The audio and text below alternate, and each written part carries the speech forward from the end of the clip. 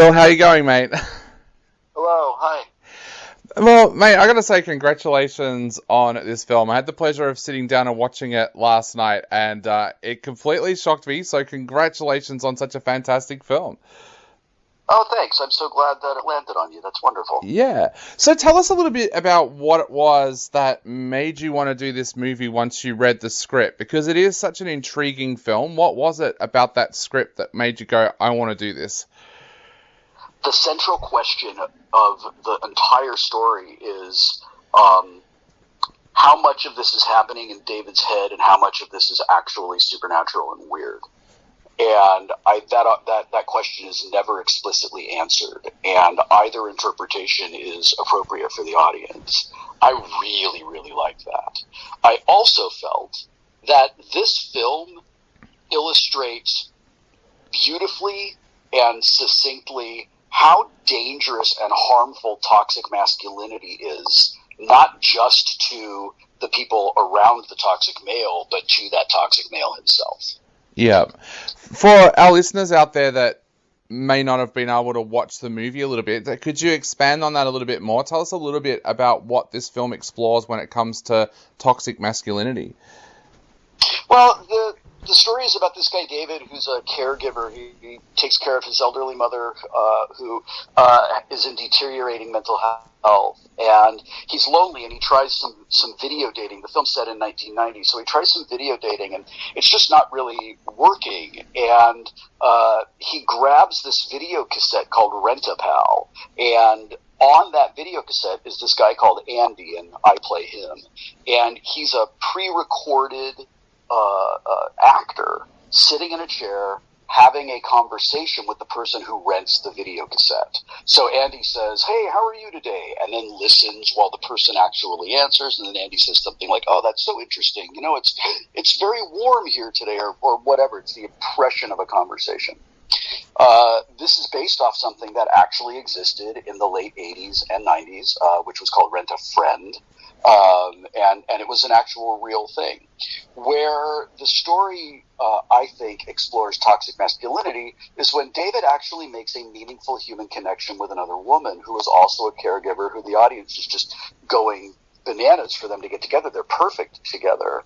But David is so insecure and is so filled with self-loathing and is so filled with a weird sense of entitlement, all wrapped up in insecurity. He's an incredibly toxic man, and he ends up wrecking any chance he has with this woman. And we're not sure if all of that is being instigated by his new friend Andy on the video cassette, who starts to say and respond to things that he could not possibly actually be seeing or responding to, or if all of that stuff is going on in David's head and we're just watching this guy have a breakdown. Yeah. I also thought the film made a pretty powerful statement about what loneliness can do to somebody, and it's something that I think we've all gone through this year with lockdowns, and Yes. we went and had a lockdown here for 7 months. Did you feel that as well with the loneliness of this film, that someone would have to be so lonely to go and get one of these Rent-A-Friend VHSs?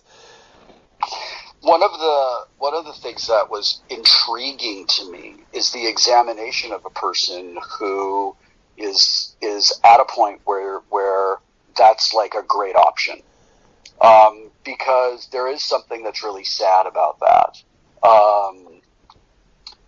Looked at from another perspective, it could be really wonderful, right? That this person found something, even though it's a video cassette, that gives him a sense of companionship.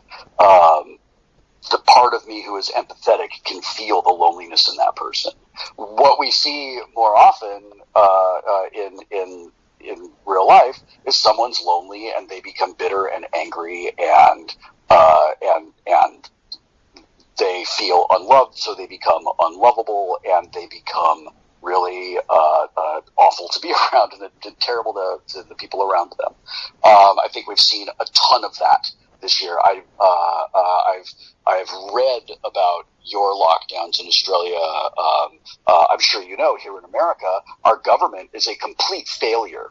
Donald Trump and the Republican Party have been an absolute, deliberate failure, their incompetence, and their destructiveness has resulted in an indescribable number of deaths, and the reality of living in this country where we have 70 million fascists who refuse to wear masks because fuck your feelings.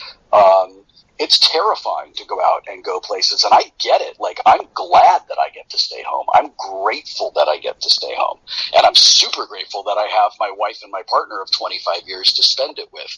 I can't imagine how hard this is for people who do not have a family, who don't get to hug people, who don't get to love people in person. That's got to be unbelievably hard, and it makes the lack of coordinated, serious public response that much more unforgivable, in my opinion.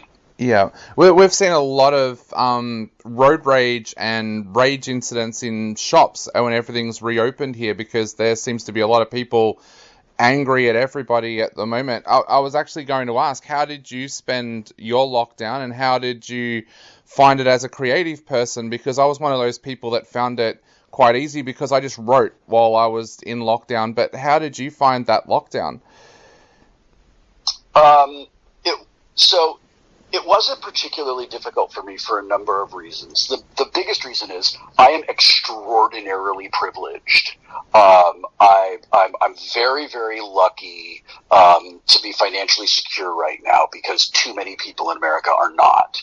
That meant that if I had to not work for a little while, it was going to be okay. It wasn't going to be the end of the world. It got to a point where it started to become something that we were concerned about, and then I was fortunate enough to have some work show up and be able to work during our quarantine protocols, so that I could continue supporting my family and keep doing my on-camera work. Before that, it was really important to me that I don't just not do anything. So I started going online to Project Gutenberg, which is an enormous library of public domain work, and finding public domain science fiction and fantasy and horror stories from the 1920s through the 1940s. And I began reading those stories and releasing them as free audiobooks. And I did that for a couple of months, released a couple a week. It was really fun for me. I'm very lucky to be a New York Times #1 best-selling audiobook narrator, so it was fun for me to write the post about how the #1 best-selling guy is giving things away. And that was really, really fun. Yeah. And that kept me going. I think that there was a ton of pressure on we who are creative people to get real productive.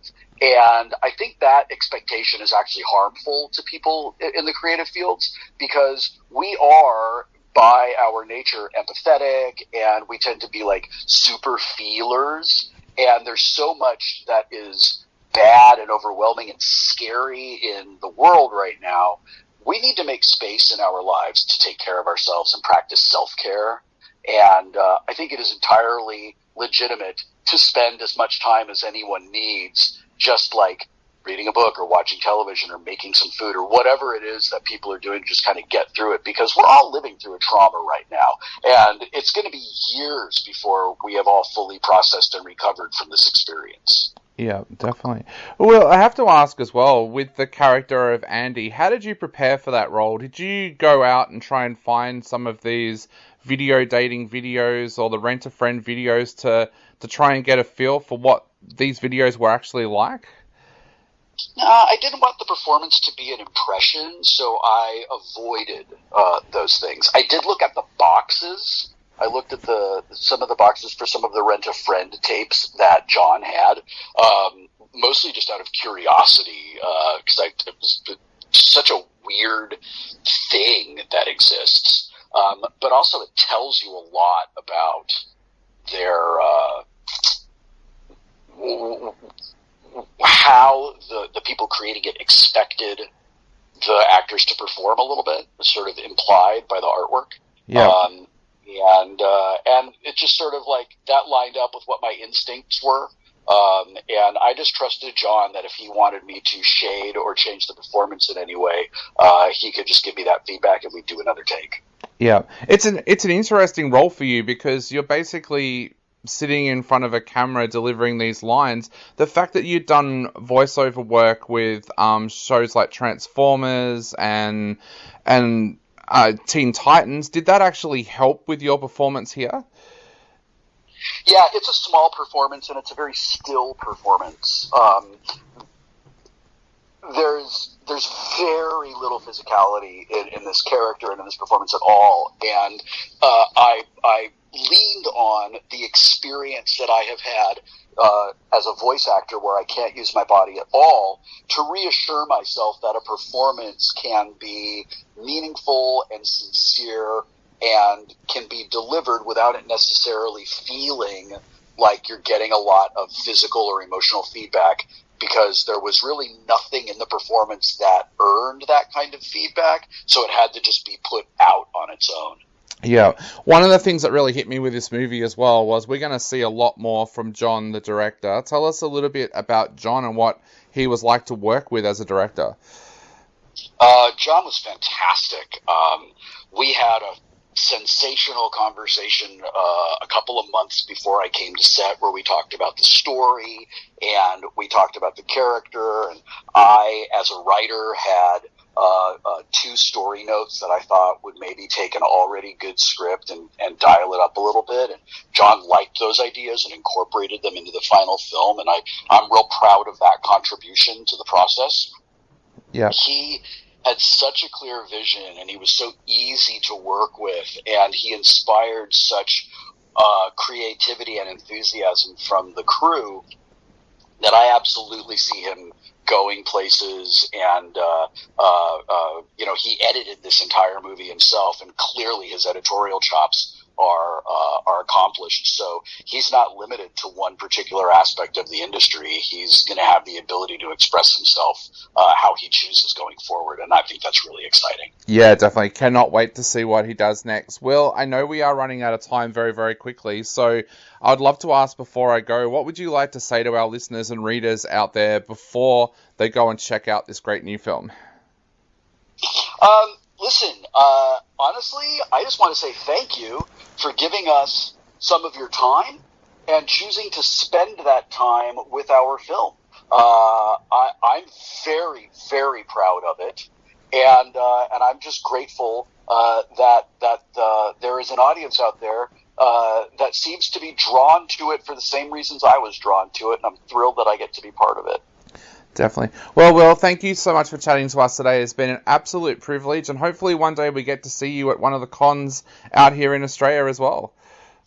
I've been to Supernova years and years and years ago, probably close to 10 years ago, and I loved it. I had such a wonderful time. I didn't see a lot of Australia, but I saw a fair amount of Melbourne, and I saw a little bit of the Gold Coast, and I had a terrific time while I was there. So I really hope I will get to come back and spend some time down there again. Awesome. Well, thank you so much, mate. Stay safe, and we'll talk to you soon. Thanks, you too. Cheers. Thanks, mate. Bye. Bye. Thanks, Dave. Thanks, mate. Talk to you later. Yep. Speak soon. Thank you.